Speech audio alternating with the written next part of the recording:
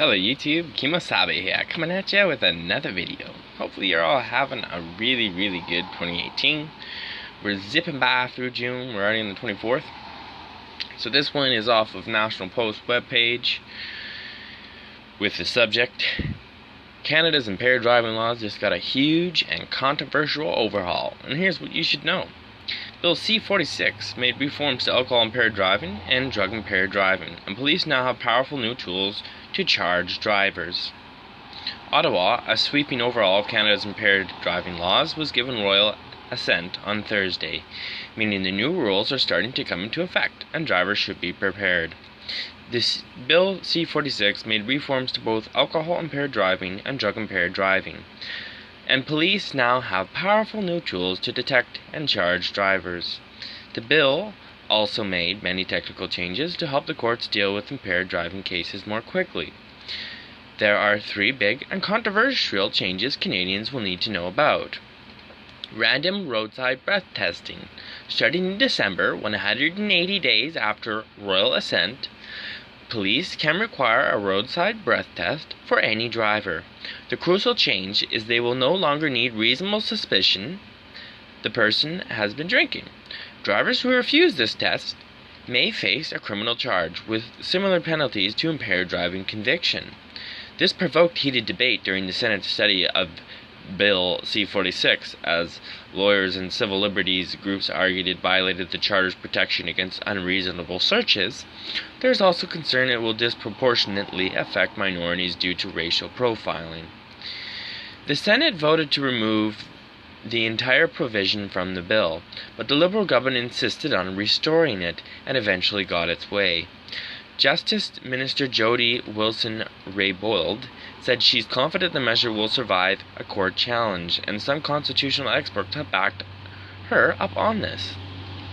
The government points to other countries that have random testing, such as Australia and Ireland, and argues these countries have seen a dramatic reduction in impaired driving rates. Critics argue those states are misleading. They aren't being compared to a selective testing regime like Canada's, and point out Canada has also seen sharp declines in impaired driving under the current rules. Roadside saliva testing. Canadian police officers can now use roadside screening devices that test saliva for presence of cocaine, methamphetamine, and THC, also known as cannabis or weed, the main psychoactive ingredient in cannabis.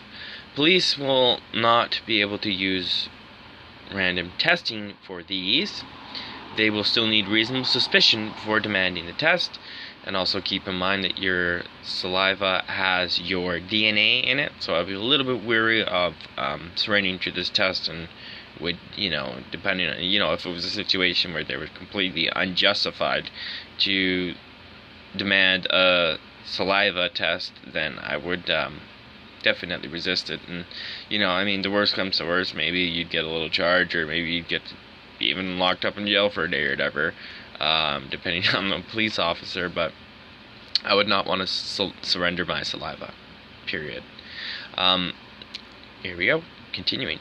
However, it will likely be months until these are seen on Canadian roads. Even though this section of bill comes into force immediately, a number of steps must still happen.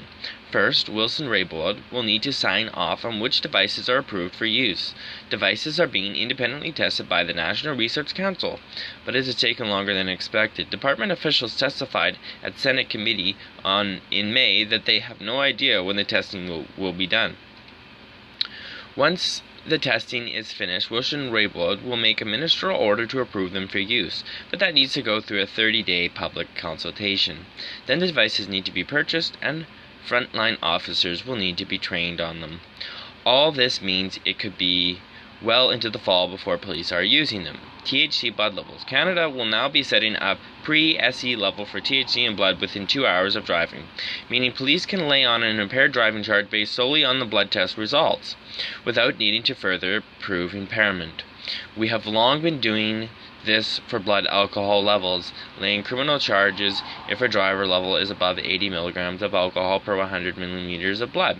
But the science linking THC blood levels to impairment is much weaker than the science on blood alcohol levels, and defense lawyers will almost certainly challenge this once it's in effect.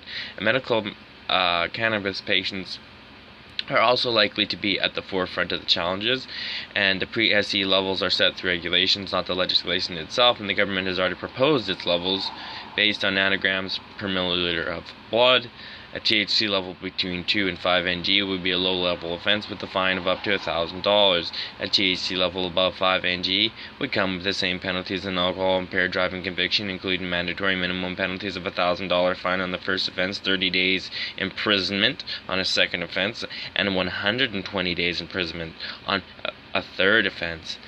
A mixture THC level above 2.5 ng and a blood level concentration above 50 milligrams per 100 milliliters would have the same penalties as above.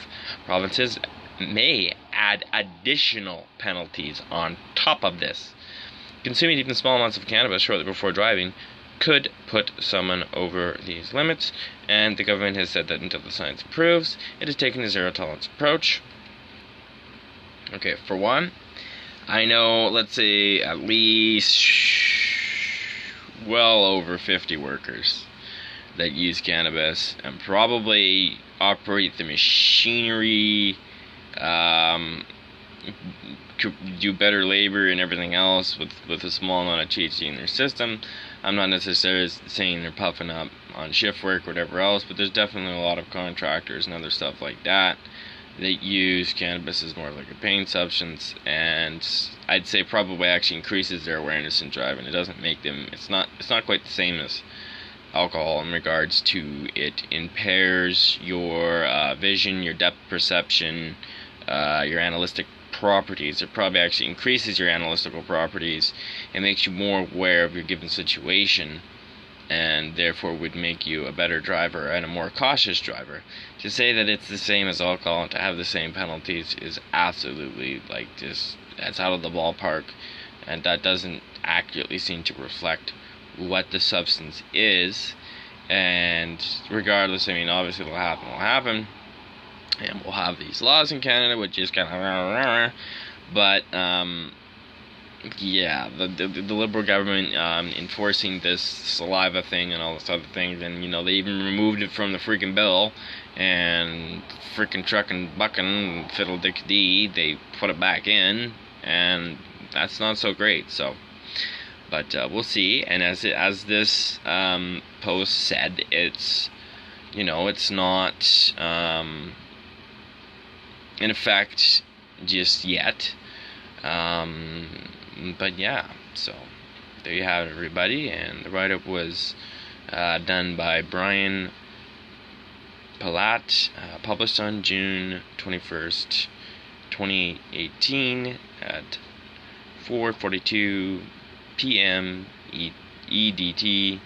Last updated on June 22nd, 2018, 7:51 a.m. EDT. And yeah, hopefully you all enjoyed it. Don't forget to hit up that subscribe button. Definitely type in some comments for me, and hopefully you're all having a good one. Kemo, Sabi, we'll see you in the next one.